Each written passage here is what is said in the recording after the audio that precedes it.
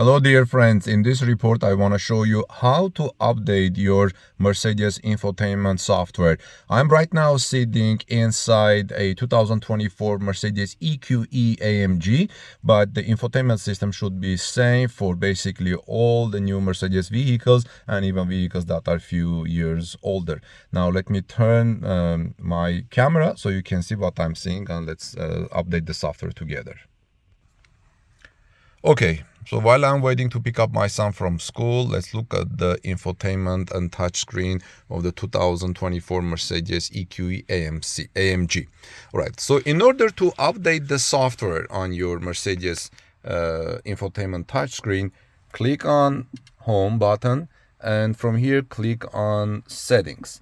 After you click on Settings, you have several options here, friends. One says Assistance, Vehicle, Light, System, Info. Make sure you click on System, and from System here's a drop down list. Scroll down all the way and you see two options. One says Software Update, one says Reset.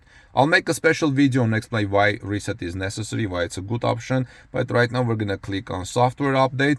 And if your vehicle has an available software to update your system, it will show it here. Mine doesn't have right now, that's why it says no update is available.